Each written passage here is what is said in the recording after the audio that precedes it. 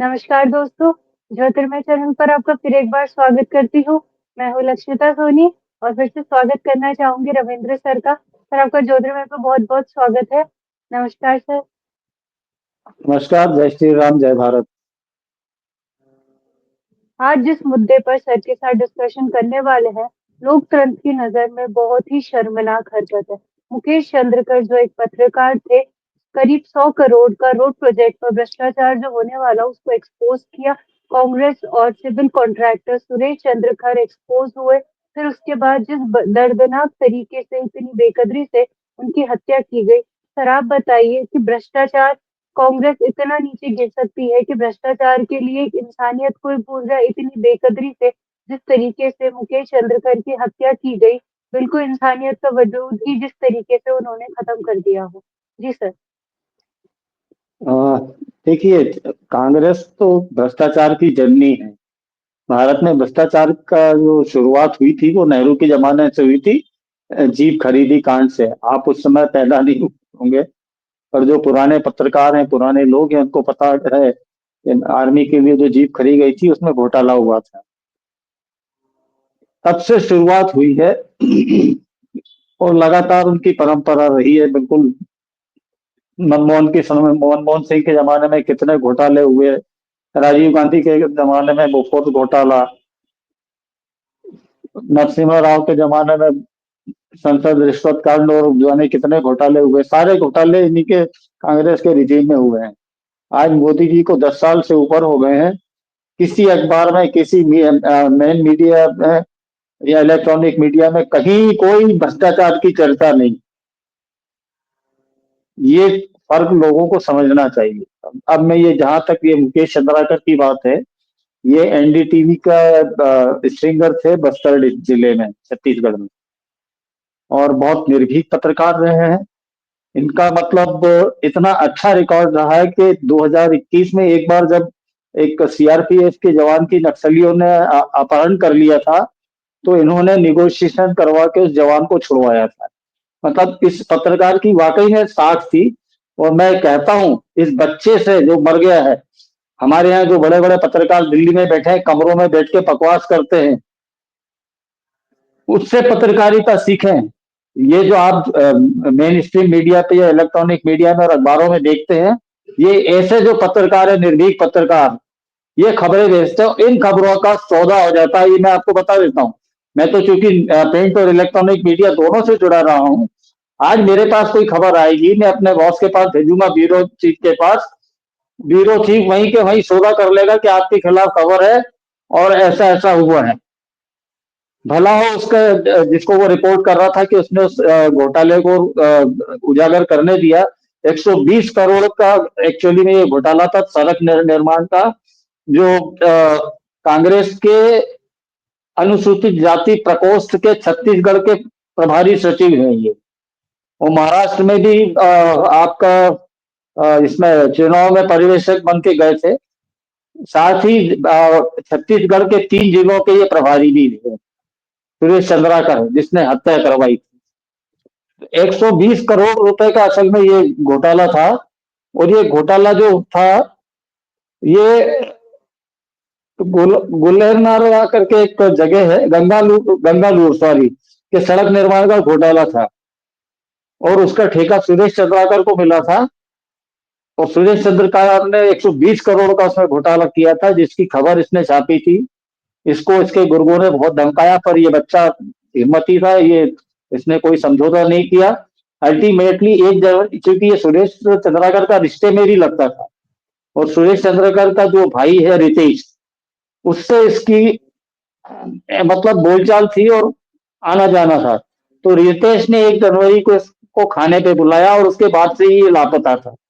तब इसके छोटे भाई, मुकेश के छोटे भाई युकेश ने, जो खुद भी एक पत्रकार है, उसने पुलिस में रिपोर्ट करी कि भाई मेरा भाई 1 जनवरी से लापता है और मुझे सुरेश चंद्राकर पर शक है कि इन्होंने इसका साथ कुछ गलत ना किया हो। फिर पुलिस ने खोज की, तो इनकी लाश, जो सुरेश चंद्राकर था, उसका जो कंस्ट्रक्शन कंपनी का ऑफिस था, उसके सेप्टिक टैंक में मिली। वहां के एएसपी चंद्रकांत गोवर्मा के अनुसार मुकेश के मोबाइल की आखिरी लोकेशन कांग्रेस नेता सुरेश चंद्राकर के कंस्ट्रक्शन कंपनी के वहां जाके हुई थी, उसके बाद मोबाइल बंद हो गया। मुकेश अपने बस्तर जंक्शन के नाम से एक यूट्यूब चैनल भी चलाता था, जिसमें वो पूरे बस्तर जिले की खबरें और सारी खबरें अपने रोज दिखाता था। तो बहुत निर्भीक पत्रकार था, बहुत निर्भीक बच्चा था। एक भ्रष्टाचारी कांग्रेसी नेता के चलते उस बच्चे की हत्या हुई है। आपको मैं ये बता दूं, कांग्रेस ने असल में शुरुआत में उठाया था इसको, कांग्रेस ने सोशल मीडिया पे कि बीजेपी में भ्रष्टाचार की भरमार और एक पत्रकार की निर्मम हत्या होगी।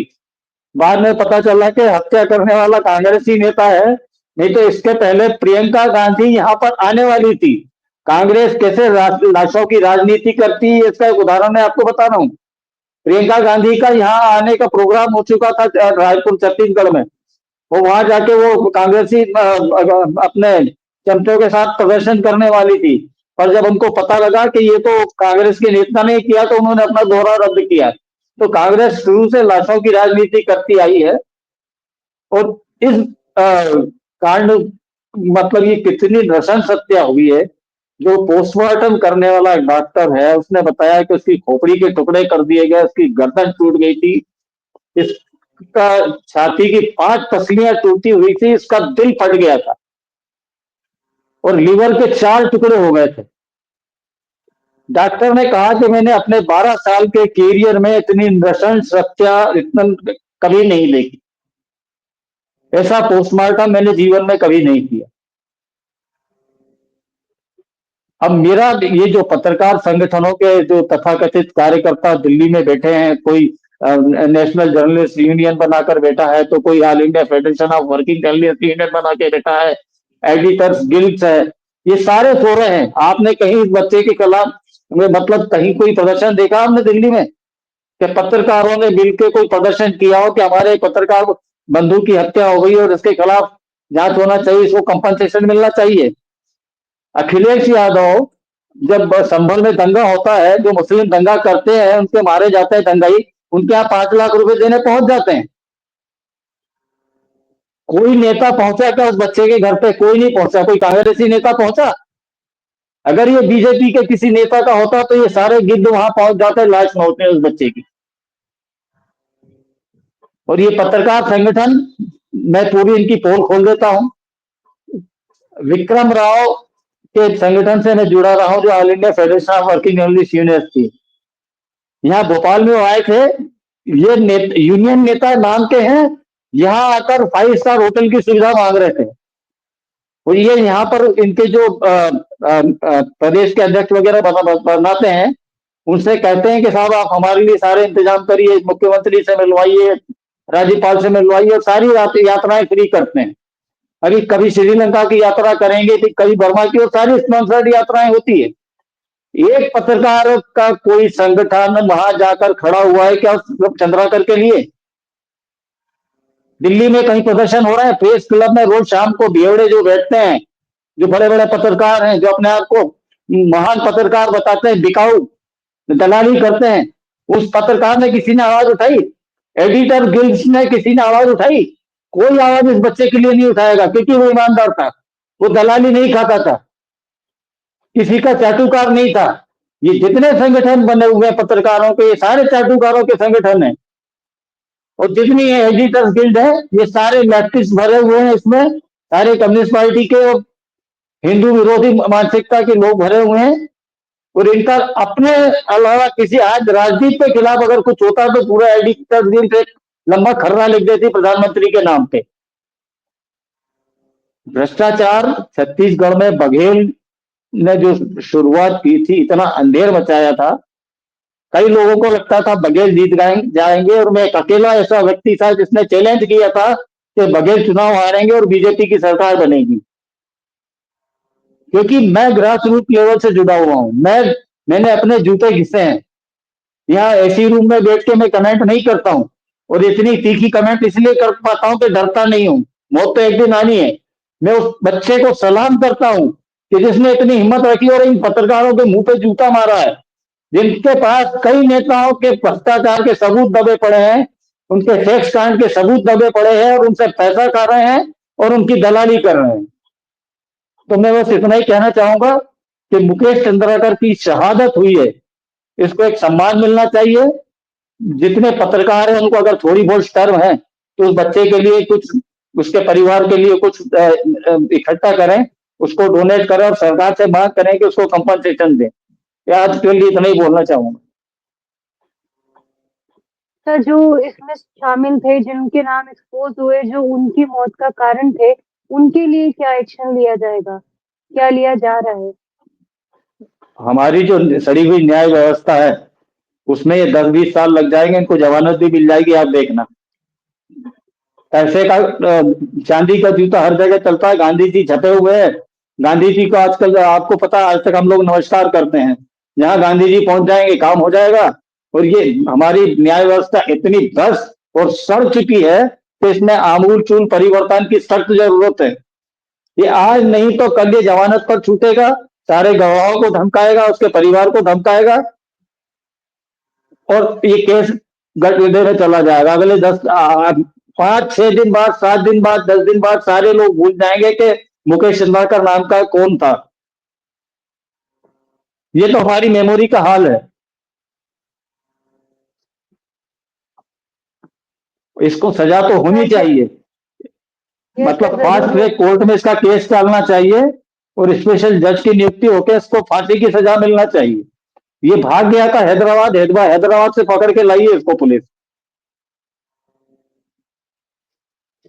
सर, जिस हिसाब से ईमानदारी के नाम पर मुकेश चंद्राकर की इस तरीके से हत्या हो गई, इसी वजह से जो बाकी पत्रकार है, जो ईमानदारी से अपनी हिम्मत दिखा पाते, उनकी भी एक तरीके से हिम्मत टूटी है। तो उस पर आप क्या कहना चाहेंगे? देखिए, ये पत्रकारिता का हो, देख खतरा तो हर जगह है। आज मैं घर पे बैठा हूँ, मेरे घर के छत सर की छत सर पे टूट के गिर जाएगी, मैं रोक तो सकता नहीं हूँ। मरना तो एक ही दिन है, तो शेर की तरह मरा जाए बजाय कुत्ते की तरह मरने के। मेरा ये कहना है, पत्रकारिता में आए हो तो हिम्मत रखो, डरो मत किसी से। सर, आपकी ये बात सुनकर जो पत्रकार हिम्मत टूट भी जाती, उनको हौसला जरूर देगी आपकी ये बात, जो भी आपने कही। तो उसके लिए बहुत एक बहुत शुक्रिया। उदाहरण पर पेश किया है।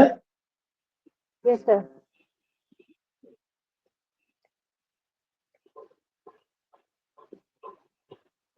जी सर। बोलिए। सर, आप उदाहरण कह रहे थे कुछ। हाँ, इस बच्चे ने एक उदाहरण पेश किया है कि पत्रकारिता एक्चुअली में क्या क्या होती है। पत्रकार को किसी से दबना नहीं चाहिए, बिकाऊ नहीं होना चाहिए। और आज के 90% पत्रकार बिकाऊ हैं। कल मैं एक बहस देख रहा था टीवी पर, और वो पीके का, जैसे हमने कल जिक्र किया था और मैंने कहा था कि वो अप्रासंगिक है बिहार उसमें, पर पीके का पैसा वो उस बहस में बोल रहा था। पीके को इतना महान बता रहे थे कि वो तो बीजेपी और लालू इनको, नीतीश कुमार और सबको हिला डालेगा। तो ये इस तरह की पत्रकारिता को मैं पत्रकारिता नहीं मानता हूँ। ये दल्ले हैं, चाटुकार हैं। ये पत्रकारिता नहीं कर रहे, पत्रकारिता के नाम पे अपनी दुकान चला। पत्रकारिता करनी हो तो मुकेश चंद्राकर जैसी करे। केंद्र सरकार को कोई एक पुरस्कार रखना चाहिए साहसिक पत्रकारिता के लिए मुकेश चंद्राकर के नाम।